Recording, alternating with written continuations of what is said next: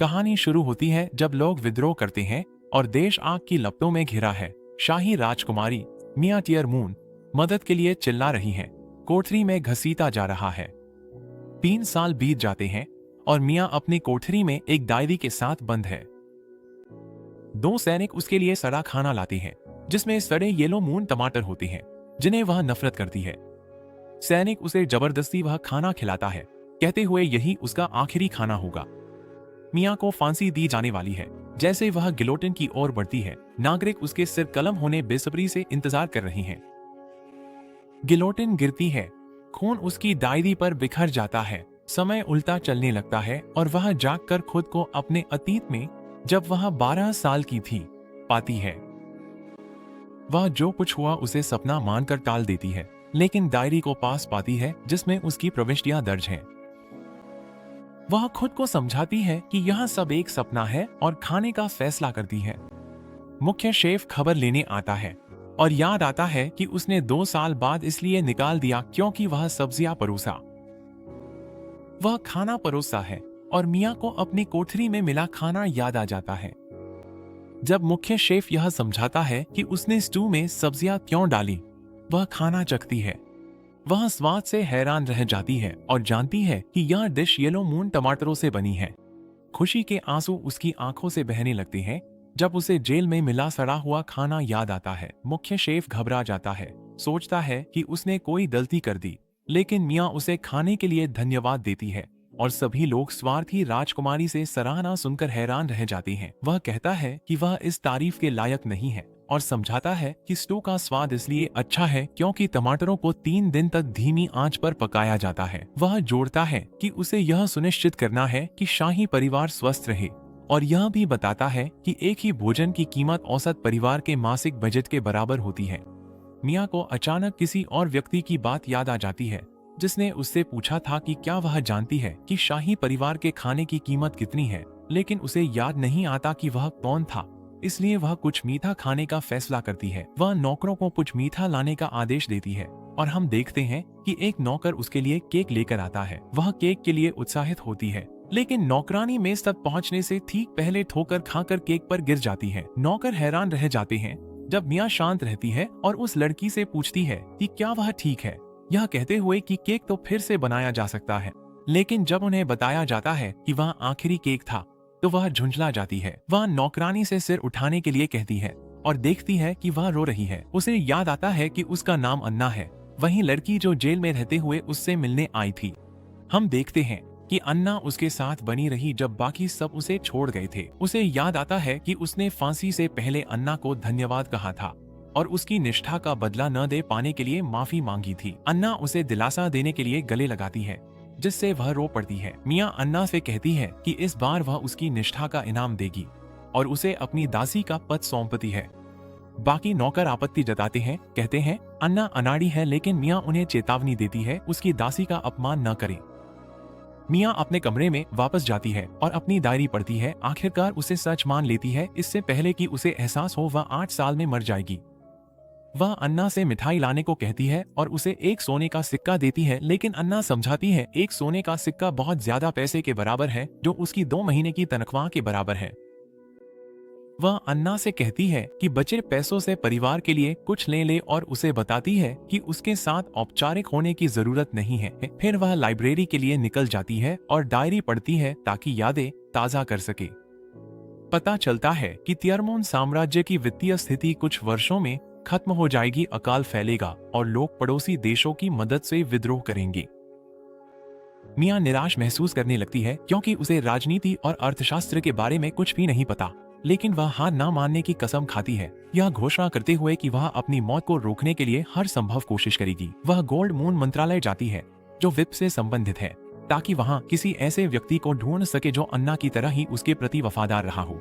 लेकिन अन्ना गलत समझ लेती है और सोचती है कि मियां किसी से प्यार करती है। मियां को उस आदमी का चेहरा और उसने साम्राज्य की वित्तीय स्थिति सुधारने के लिए कितनी मेहनत की थी। वह किसी को साम्राज्य की बिगड़ती वित्तीय स्थिति पर चर्चा करते हुए सुनती है और उसी व्यक्ति को ढूंढ लेती है जिसकी उसे तलाश थी। लेकिन जब उसे अपनी पिछली जिंदगी में उस व्यक्ति द्वारा उसे उपदेश देने याद आता है, वह चिढ़ जाती है। उसकी समर्पण भावना की तारीफ करने गई थी। हमें पता चलता है कि उसका नाम लुडविग है, क्योंकि उससे बात करने वाला व्यक्ति उसे किसी और प्रांत में भेजने की धमकी देता है। लेकिन मिया बीच में हस्तक्षेप करती है, क्योंकि वह जानती है कि केवल लुडविग ही साम्राज्य की वित्तीय स्थिति सुधार सकता है और उसे फांसी से बचा सकता है। वह उसे घसीट कर ले जाती है, जबकि वह उससे विनती करता है कि उसे वापस काम पर जाने दे। लेकिन फिर वह तय करता है कि उसकी बात सुन ले। वह उससे पूछती है कि वे साम्राज्य की वित्तीय स्थिति कैसे सुधार सकते हैं, जिससे उसकी रुचि जाग जाती है। और वह उससे पूछता है कि क्या उसे पता है कि शाही परिवार के खाने पर कितना पैसा खर्च होता है।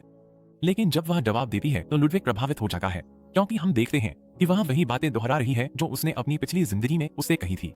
वह उसकी बुद्धिमत्ता की तारीफ करता है और वह इससे बहुत खुश हो जाती है, क्योंकि उसने उसे पहले कभी सराहा नहीं था। वह उससे कहता है कि शायद उसे उसकी मदद की जरूरत भी न पड़ी, लेकिन फिर महसूस करता है कि वह बहुत छोटी है, इसलिए लोग उसकी बात नहीं सुनेंगे। अन्ना खिड़की से उन्हें देखती है जब लुडविग मिया की सराहना करने के लिए एक घुटने पर बैठता है, और वह इसे एक रोमांटिक इशारे के रूप में गलत समझ लेती है।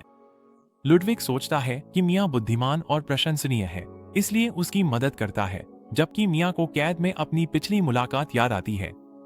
अपने कमरे में वापस आकर वह अपनी डायरी पढ़ रही होती है, तभी अचानक उसमें लिखा हुआ गायब हो जाता है और उसकी जगह नया पाठ आ जाता है।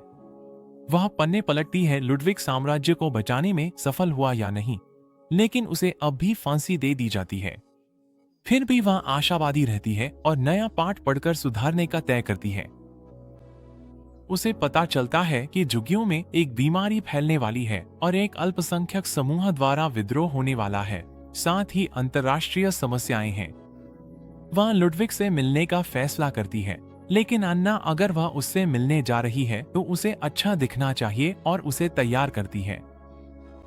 मिया सभी को महामारी के भविष्य में फैलने से रोकने के लिए न्यू मून जिले में ले जाती है और वे सभी वापस जाने की गुजारिश करती हैं। लेकिन वह उन्हें बताती है कि यह यात्रा जरूरी है ताकि लुडविग उसे बेहतर सलाह दे सके। उन्हें वहां की बदबू से घिन आती है, लेकिन मिया को अपनी कोठरी की बदबू के मुकाबले यह सुगंधित लगती है। वह एक कुपोषित बच्चे को देखती है और अन्ना से कहती है कि वह अपना खाना उसे दे दे। लुडविग नोट करता है कि उस लड़के जैसा कोई भी व्यक्ति कभी भी बीमार पड़ सकता है। तो मिया उससे पूछती है कि अगर महामारी फैलती है तो वे उसे रोकने के लिए क्या कर सकते हैं। वे बच्चे को पास के एक चर्च में ले जाने का फैसला करती हैं, जबकि लुडविग सोचता है कि अगर महामारी फैल गई तो उसकी सारी कोशिशें बेकार हो सकती थी, और वह इस बात से हैरान है कि मिया ने यह बात कैसे समझ ली। चर्च में लुडविग उसे बताता है कि वे खाना और चिकित्सा देखभाल दे सकते हैं ताकि वे स्वस्थ रहें, पर इससे उनकी वित्तीय स्थिति पर बोझ पड़ेगा। मिया जिले में एक अस्पताल बनवाने का फैसला करती है और पैसे जुटाने के लिए अपनी हेयरपिन दान कर देती है। सोचती है कि इसे इस तरह इस्तेमाल करना ज्यादा फायदेमंद है, क्योंकि भविष्य में यह चोरी हो जाएगी। लुडविग सोचता है कि वह बहुत दयालु है और अस्पताल निर्माण हेतु हेयरपिन का इस्तेमाल कर रईसों को दान देने मनाता है। वह 20 दिनों में जरूरी पैसे इकट्ठा कर लेता है और निर्माण कार्य शुरू हो जाता है। अन्ना मिया के लिए जमे हुए मिठाई लेकर आती है और उसे बताती है कि हर कोई उसकी तारीफ कर रहा है, कह रहा है कि वह लोगों की देवी है क्योंकि उसने अस्पताल में मदद की।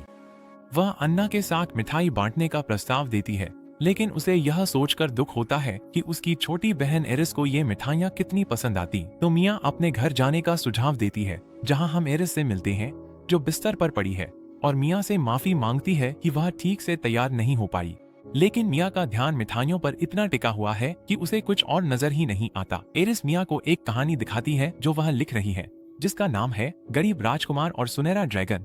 और मिया को याद आता है कि अन्ना उसे यह कहानी पहले सुनाया करती थी, लेकिन वह इसका अंत कभी नहीं सुन पाई, क्योंकि अन्ना ने बताया था कि लेखक की मौत हो गई थी और वह इसे पूरा नहीं कर सका। मिया एरिस को एक लेखिका के रूप में रखने का फैसला करती है, लेकिन एरिस कहती है कि वह सिर्फ अपनी बहन की वजह से नौकरी नहीं चाहती। तो मिया उसे भरोसा दिलाती है कि उसने उसे उसकी प्रतिभा के कारण चुना है।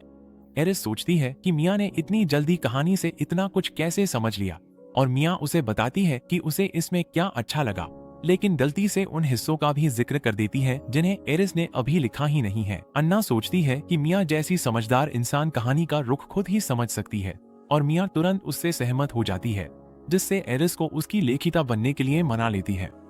बसंत आ जाता है और हम देखते हैं कि मिया सेंट नोएल अकादमी के लिए रवाना होने की तैयारी कर रही है। हमें पता चलता है कि यह अकादमी युवा अभिजातियों के लिए एक स्कूल है जो बेलुका के पवित्र राज्य में स्थित है, और यह सेंट्रल चर्च का मुख्यालय भी है।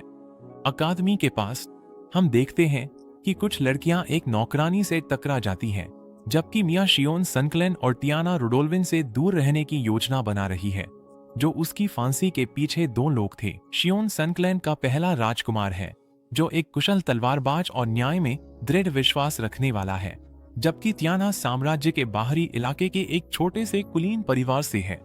पिछले जीवन में मिया ने उस पर बहुत ज्यादा अत्याचार किया था, जिससे उसने शियोन के साथ मिलकर क्रांतिकारी सेना बनाई और अंततः मिया का सिर कलम करवा दिया। अन्ना मिया को दिखाती है कि टियाना लड़कियों द्वारा परेशान की जा रही है, जिसे मिया अनदेखा करने की कोशिश करती है, लेकिन अन्ना की उम्मीदों पर खरा उतरने के लिए उसे हस्तक्षेप करना पड़ता है। जब मिया अपना परिचय देती है तो लड़कियां हैरान रह जाती हैं और शियोन किनारे से पूरी स्थिति को देखता है। वह लड़कियों से सवाल करती है, जो अपने व्यवहार को सही ठहराने के लिए टियाना को आउटलैंड की कुलीन बताती है, तो मिया उन्हें कहती है कि उसकी नजर में हर साम्राज्य का नागरिक बराबर है, जिससे लड़कियां वहां से भाग जाती हैं। टियाना पहली बार साम्राज्य की नागरिक की तरह व्यवहार किए जाने पर रोने लगती है और हम देखते हैं कि उसे और उसके परिवार को हमेशा बाहरी समझा गया, इसलिए उसे अकादमी में दाखिला लेने के लिए कड़ी मेहनत करनी पड़ी। मिया रुमाल देती है लेकिन तुरंत भाग जाती है। शियोन अपने सहायक कीथ के साथ मिया की प्रतिष्ठा चर्चा करता है, जिसे साम्राज्य की बुद्धिमत्ता कहा जाता है। वह मानता है कि मिया में शाही परिवार के सदस्य के लिए उपयुक्त गुण मिया अनजाने में छाप दी, जिससे दूर रहना चाहती थी। मिया को अन्ना पीठ साफ करती है और मिया को याद आता है कि जब वह कैद में थी तो उसे हफ्ते में सिर्फ एक बार ठंडे पानी की बाल्टी मिलती थी। वह अन्ना के लिए भी वही करना चाहती है, क्योंकि वह अपने पिछले जीवन में उसके साथ रहने के लिए उसका एहसान चुकाना चाहती है। जैसे ही वे तैयार होती हैं, उनकी मुलाकात रुफीना बेलुगा से होती है, जो ड्यूक बेलुगा की बेटी है और राज्य की शासक है। मिया को याद आता है कि वह रुफीना की ताकत से कितनी आकर्षित थी, लेकिन कई कोशिशों के बावजूद वह उसकी दोस्त नहीं बन पाई, जिससे उसे खुद को बेकार महसूस हुआ। वह हैरान है कि रुफीना उसका नाम जानती है और रुफीना उसे अपने साथ पानी में आने का न्योता देती है। वह अन्ना को भी बुलाती है, जो दूर बैठी है, लेकिन मिया उसे पास लाने की कोशिश करती है और रुफीना पूछती है क्या वे दोनों एक दूसरे के करीब हैं। इस पर मिया कहती है कि वे दोस्त हैं, जिससे अन्ना खुशी के आंसू बहाने लगती है। रुफीना मिया को वेलकम पार्टी की याद दिलाती है, जिसे मिया भूलने की कोशिश कर रही थी, क्योंकि पिछली जिंदगी में शियोन ने उसे नहीं बल्कि टियाना को डांस पार्टनर चुना था। लेकिन इस बार वह तय करती है कि वह अकेली नहीं रहेगी और वह वहां से जाने की इजाजत लेती है। वह पार्टी का इस्तेमाल अच्छे संबंध बनाने के लिए करने की योजना बनाती है और अन्ना से कहती है कि वह उसके लिए आदर्श साथी ढूंढने में मदद करे। बाद में हम देखते हैं कि वह एबेल रेमनो साम्राज्य के दूसरे राजकुमार का इंतजार कर रही है, जिसे उसने इसलिए चुना क्योंकि रेमनो सनक्लैन के विपरीत दिशा में है और क्रांति की स्थिति में उसे पिंसर अटैक से बचा सकता है। मिया उसके सामने चलती है और अपना रुमाल गिरा देती है, इस उम्मीद में कि वह उसे उठाएगा, लेकिन वह उसे नजरअंदाज कर देता है और उसकी बजाय किसी दूसरी लड़की के साथ फ्लर्ट करने लगता है। वह पहले भी फ्लर्ट था। मिया छुप जाती है जब वह देखती है कि शियोन उसका रुमाल उठा लेता है, इस डर से उसे पता न चल जाए। लेकिन तभी टियाना आ जाती है और उसे बताती है कि वह रुमाल मिया का है, क्योंकि उसके पास भी वही रुमाल है। मिया भागने की कोशिश करती है, लेकिन टियाना उसे देख लेती है। शियोन अपना परिचय देता है और खुद को उसके डांस पार्टनर के रूप में पेश करने का मौका लेता है। हम देखते हैं कि मिया उसके साथ जुड़ना नहीं चाहती, पर उसे मना भी नहीं कर सकती, क्योंकि इससे बाकी सब डर जाएंगे। तभी शियोन का ध्यान भटक जाता है जब एबेल को उसका बड़ा भाई ले जाता है। मिया खुद को वहां से अलग करती है और उनके पीछे जाती है, जहां वह देखती है कि भाई एबेल को थप्पड़ मारता है और उसे नीचा दिखाता है। उसके जैसे हारने वाले को कभी कोई अच्छी लड़की नहीं मिलेगी। वह बीच में दखल देती है और एबेल का भाई उसे डराने की कोशिश करता है, लेकिन मिया को मजेदार लगता है क्योंकि वह इससे बुरी चीजें झेल चुकी है। वह कहती है कि वह एबेल की डांस पार्टनर है, खुद का परिचय भाई से कराती है और टिप्पणी करती है कि हो सकता है वह अच्छी औरत न हो। हम देखते हैं कि शियोन आता है। मिया डांस प्रस्ताव ठुकरा देती है, वह एबेल के साथ जाएगी। एबेल मिया के पीछे जाता है और उसे बताता है कि उसे नहीं लगता कि वह उसके लायक है और सुझाव देता है कि उसे शियोन के साथ जाना चाहिए, लेकिन मिया कहती है कि उसे उसके लिए खुद को बेहतर बनाना होगा। एबेल कहता है कि वह अपने बड़े भाई के सामने कहीं नहीं दिखता। शियोन की तो बात ही छोड़ो, लेकिन मिया उसे प्रोत्साहित करती है और कहती है कि मेहनत से किसी भी प्रतिभा को पीछे छोड़ा जा सकता है। एबेल पार्टी में मिया का इंतजार करता है। मिया अपने कमरे में है, उसके कपड़े सुखाए जा रही हैं। मिया तैयार अकादमी के मैदान की ओर जा रही। उसने एक घोड़े को सहलाने की कोशिश की। घोड़े ने छींक ड्रेस कर दी।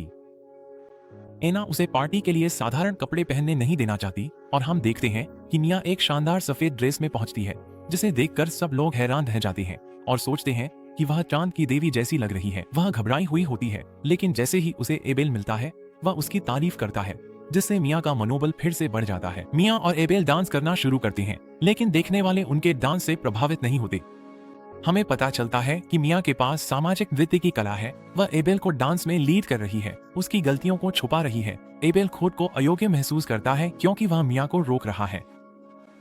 एना उस सड़क पर चलती है जिसमें मिया ने उसे जो पैसे दिए थे वे उसके पास हैं। वह टियाना की नौकरानी लियोरा से टकरा जाती है, जो उससे मदद की गुहार लगाती है और बताती है कि टियाना का अपहरण हो गया है। पार्टी में एबेल मिया को शियोन के पास ले जाता है और उससे मिया के साथ डांस करने के लिए कहता है, जबकि वह उनके लिए ड्रिंक लेने जाता है, जिससे मिया को शियोन के साथ डांस करना पड़ता है।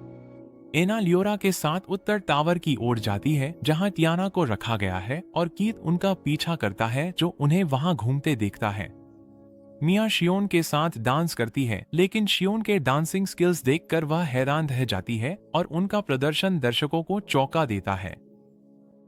अभिजात्य लोग श्रेय शियोन प्रतिभा कोशिश करते, लेकिन राफिना उन्हें सही करती। बेहतरीन डांस लिए 2 लोगों जरूरत।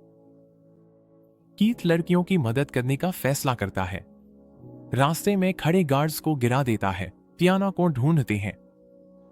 टियाना बताती है कि उसकी ड्रेस चोरी हो गई थी, जिसे हम फटी हुई देखते हैं, और वह कहती है कि उसे एक नोट मिला था जिसमें लिखा था कि अगर वह अपनी ड्रेस वापस चाहती है तो उसे नॉर्थ टावर में आना होगा। कीथ एक रुमाल दिखाता है जो उसे गार्ड्स में से एक के पास मिला था, जिस पर टियर मून का चिन्ह है, और वह यह अनुमान लगाता है कि इस अपहरण के पीछे शाही अभिजात्य वर्ग का हाथ है।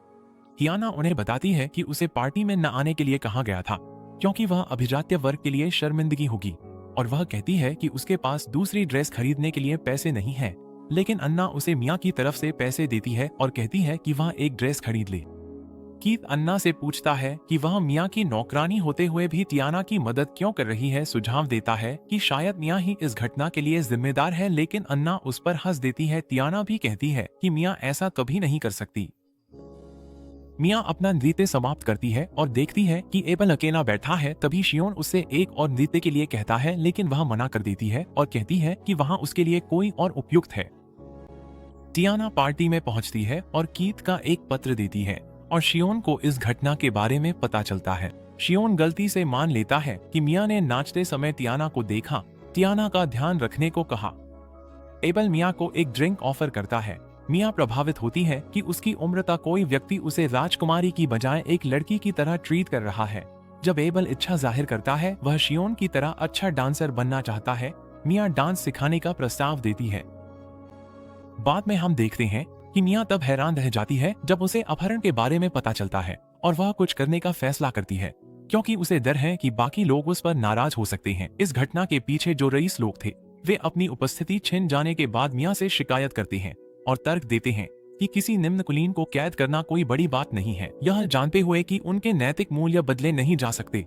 मिया उन्हें बताती है कि अकादमी की शासक राफिना ऐसे मामलों को नजरअंदाज नहीं करेंगी, जिससे उनकी नाराजगी अब मिया की बजाय राफिना की ओर मुड़ जाती है। राफिना सोचती है कि क्या दोषियों को निलंबित करना बहुत नरम सजा है। मिया राफिना से डर जाती है, लेकिन जब वह अपनी स्टू को देखती है तो कहती है कि उसे एहसास हुआ कि जब आपके पास खाने को कुछ नहीं होता तब पीले चांद टमाटर को ठुकराना कितना गलत है। राफिना को लगता है कि मिया का मतलब है कि दोषियों को यह पता ही नहीं था कि उनके काम गलत हैं।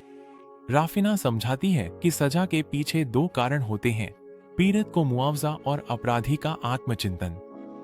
लेकिन चूंकि मुआवजे अन्ना ने संभाल लिया था, यह दयालु सजा अपराधी को आत्मचिंतन और विकास का मौका देगी।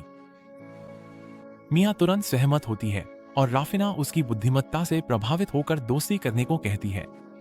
इस तरह मिया उस इंसान की दोस्त बनती है जिसने पिछली जिंदगी में उसे बेकार समझा था। हम क्लोई 4 करोड़ से मिलते हैं, जो एक अमीर व्यापारी की बेटी है जिसे कुलीन दर्जा मिला है।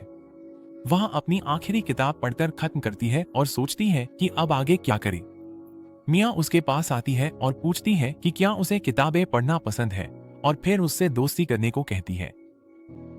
क्लोई सोचती है कि मिया अकेला देखकर उस पर दया कर रही है, लेकिन मिया बताती है कि उसे किताबें पसंद है और वह पढ़ने वाली साथी चाहती है।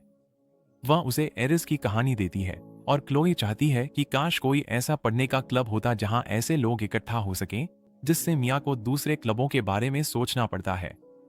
हम देखते हैं कि मिया घुड़सवारी क्लब में पहुंचती है, जिससे अगर कभी क्रांति हो जाए तो वह जल्दी भाग सके। वहां उसकी मुलाकात क्लब के प्रमुख लिन से होती है।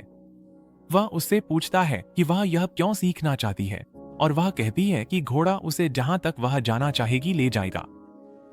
लिन उसकी बातों से प्रभावित हो जाता है, यह सोचकर कि मिया सच में घोड़ों की बहुत कद्र करती है। एबल भी वहां पहुंचता है और हमें पता चलता है कि इस समय रेखा में वह गेम क्लब की बजाय घुड़सवारी क्लब में शामिल होता है। लिन उसे कहता है कि मिया को घोड़े पर सवारी कराए, लेकिन मिया इतनी ऊंचाई पर होने से डर गई है। वह अन्ना को देखती है और उसे बुलाने की कोशिश करती है, लेकिन आखिरकार घोड़े से गिर जाती है और एबल के ऊपर गिरती है। लेकिन एबल के करीब होने पर वह घबरा जाती है और पीछे हट जाती है। उसे कहती है कि पास मत आओ। एबल घबरा जाता है, लेकिन मिया उसे आश्वस्त करती है कि वह भी वैसा ही महसूस करती है और हमें पता चलता है कि दोनों अलग अलग कारणों से नर्वस हैं। मिया अपनी डायरी चेक करती है, लेकिन देखती है कि भविष्य में कोई बदलाव नहीं आया है। तभी अन्ना आती है और उसे आने वाले तलवारबाजी टूर्नामेंट के बारे में बताती है और यह भी बताती है कि वहां की परंपरा है कि लड़कियां उस व्यक्ति के लिए लंच तैयार करती हैं जिसे वे पसंद करती हैं। मिया को फिर से अपना दर्दनाक अतीत याद आ जाता है, जब शियोन ने उसका लंच ठुकरा दिया था और उसे खुद ही खाना पड़ा था। तय करती है कि इस बार एबल के लिए लंच तैयार करेगी। एबल के साथ सवारी करते हुए पूछती है कि उसके लिए लंच तैयार कर रहा है।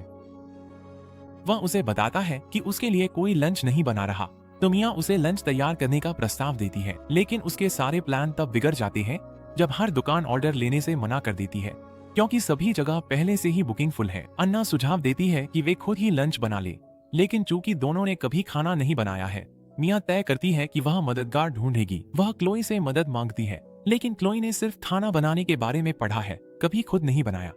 अन्ना मिया से कहती है कि वह एक अनुभवी कुकलाई है, लेकिन मिया हैरान रह जाती है जब देखती है कि वह टियाना है। मिया अनमने मन से उसकी मदद स्वीकार कर लेती है और सुझाव देती है कि उसे शियोन को भी लंच देना चाहिए, ताकि अगर लंच खराब निकला तो वह भी उसी के साथ फंस जाए। हम देखते हैं कि कीट शियोन से पूछता है कि क्या किसी ने उसके लिए लंच बनाने की पेशकश की थी, और वह कहता है कि उसने सभी को मना कर दिया जिन्होंने भी ऑफर किया था।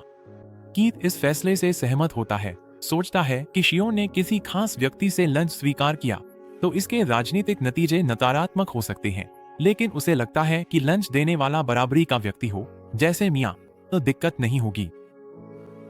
टियाना कीथ से कहती है कि वे ग्रुप में लंच बनाने का प्लान कर रहे हैं और वह मिया से प्रभावित है कि उसने ऐसा प्लान बनाया जिससे कोई नकारात्मक परिणाम नहीं होगा। मिया एबेल से कहती है कि वह खुद उसके और शियोन लंच बनाएगी और एबेल उसकी कुकिंग ट्राई करने को उत्साहित है। वे एक समुद्र तट पर पहुंचते हैं जहां वे साथ में टहलते हैं और एबेल को अफसोस है कि वह अकेला नहीं है, मिया का खाना खा रहा है। वह मिया के बैठने अपनी जैकेट बिछा देता है जब वह अपने स्विंग्स की प्रैक्टिस करता है और मिया उसकी कड़ी ट्रेनिंग से प्रभावित होती है। वह मिया अब उसे शियोन के साथ अपना लंच शेयर करना अच्छा लग रहा है, क्योंकि अगर ऐसा नहीं होता तो लोग सोच सकते थे कि वह शियोन को सिर्फ मिया के लंच की वजह से हरा पाया। मिया एबेल की उसके लंच से कितनी ऊंची उम्मीदें हैं।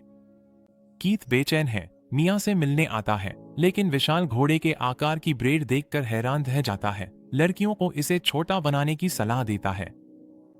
टियाना उसे वे सब्जियां दिखाती है जो उसने काटी है और वह इतनी ज्यादा कटी हुई पत्ता गोभी देखकर हैरान हो जाता है। उसकी चिंता और बढ़ जाती है जब लियोरा और क्लोए भी आ जाती हैं, जिससे उसे राजकुमारों की फिक्र होने लगती है।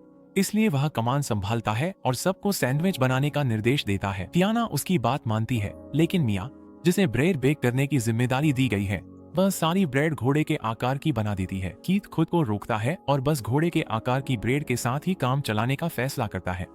टूर्नामेंट में अन्ना मिया और क्लोए के लिए एक स्टॉल से खाना लाती है, लेकिन मिया गलती से उसमें रखा लाल मिर्च खा लेती है। एबेल उसके लिए पानी लाता है और उसके साथ उसका बड़ा भाई होता है। वह पहले मैच में एबेल के खिलाफ मुकाबला करेगा। एबेल निश्चित रूप से हार जाएगा। वह मिया को बच्चा कहता है क्योंकि उसका स्वाद अच्छा नहीं है। उसने एबेल को चुना है, लेकिन एबेल उसका सामना करता है। मिया सोचती है कि अगर एबेल हार जाए तो उसके भाई का आत्मसम्मान वापस आ जाएगा और उसे एबेल को दिलासा देकर रिश्ता गहरा करने का मौका मिलेगा। लेकिन जैसे ही उसे याद आता है कि एबेल ने उसके साथ कैसा व्यवहार किया है, वह उसे जीतने के लिए प्रोत्साहित करती है। उनका पहला मुकाबला शुरू होता है और एबेल मुश्किल से अपने भाई के हमलों को रोक पाता है, लेकिन जब उसका भाई कहता है कि वह मिया को चोट पहुंचाएगा तो एबेल गुस्सा हो जाता है। एबेल रेमनोस तलवार तकनीकों की पहली मुद्रा का इस्तेमाल करता है, अपने बड़े भाई पर वार करता है और उसे हरा देता है, जिससे सभी लोग, यहाँ तक कि वह खुद भी, हैरान रह जाते हैं। मिया उसे जीतने की बधाई देती है और बाद में हम देखते हैं कि वे दोनों साथ में दोपहर का खाना खा रहे हैं, जबकि मिया उम्मीद करती है कि वह लड़ाई में शियोन को अपमानित करेगा। लेकिन अचानक शियोन उनके साथ जुड़ जाता है और उन्हें याद दिलाता है कि उन्होंने साथ में ग्रुप लंच करने की योजना बनाई थी। एबेल सैंडविच के आकार से हैरान रह जाता है, स्वाद की तारीफ करता है और मिया खुश हो जाती है। शियोन एबेल से माफी मांगता है कि उसने सोचा था कि वह हार जाएगा और एबेल उसे बताता है कि उसने भी यही सोचा था, वह बस किस्मत से जीता। शियोन उसे बताता है कि किस्मत भी इसका एक हिस्सा है और एबेल उठकर उसका हाथ मिलाने के लिए आगे बढ़ता है। मिया एबेल का ध्यान आकर्षित करने के लिए उसके कपड़े पकड़ती है, लेकिन एबेल सोचता है कि वह उसे गर्व से खड़े होने के लिए कह रही है, इसलिए वह शियोन को चुनौती देता है और कहता है कि वह तैयार होकर आए। शियोन और एबेल अखाड़े में आमने सामने होते हैं। जैसे ही मुकाबला शुरू होता है, एबेल वही हमला करता है जो उसने अपने भाई के खिलाफ जीतने के लिए किया था और हमें पता चलता है कि शियोन की खासियत हर हमले का जवाब देना है। लेकिन वह एबेल के हमले का जवाब नहीं देता, बल्कि पीछे हट जाता है। एबेल के हमले से उसका हाथ सुन्न हो गया है। एबेल आगे बढ़ता है, हमला करता है। कीथ एबेल की ताकत से प्रभावित होता है, उसे योग्य राजा बनने का उम्मीदवार मानता है। मिया एबेल के लिए हौसला बढ़ाती है। शियोन पूछता है कि क्या मिया ही उसकी अचानक हुई तरक्की की वजह है। एबेल उससे सहमत होता है, कहता है ये सब मिया के प्रोत्साहन की वजह से है और वह उसकी उम्मीदों पर खरा उतरने जीतने की पूरी कोशिश करेगा। बारिश शुरू हो जाती है और अन्ना मिया से अंदर चलने को कहती है, लेकिन मिया कहती है वह इस लड़ाई को अंत तक देखना चाहती है और कीथ मानता है वह एबेल की असली क्षमता जगाना चाहती है। शियोन आखिरकार एबेल के हमले का जवाब देता है, पर एबेल उसे चकमा देने में कामयाब हो जाता है। शियोन उससे कहता है कि अगर वह हमला करता है तो हार जाएगा, पर एबेल तय करता है कि वह हमला करेगा, पर इस बार ताकत के साथ। वे दोनों दौड़ते हैं, पर रेफरी बारिश की वजह से टूर्नामेंट रोक देता है, तो दोनों वादा करते हैं कि भविष्य में मुकाबला करेंगे। मिया एबेल के पास आती है, दावा करती है कि अगर बारिश न होती तो जीतता और बारिश को पोंछने लगती है। कहती है कि किसी दुखी इंसान ने कामना की होगी, लेकिन हम उसकी पिछली जिंदगी में देखते हैं कि बारिश की कामना तो खुद उसी ने की थी जब शियोन ने उसे ठुकरा दिया था। लेकिन यहीं पर यह वीडियो खत्म होता है। चैनल को लाइक और सब्सक्राइब करना न भूलें। देखने के लिए धन्यवाद। अगली बार फिर मिलेंगे।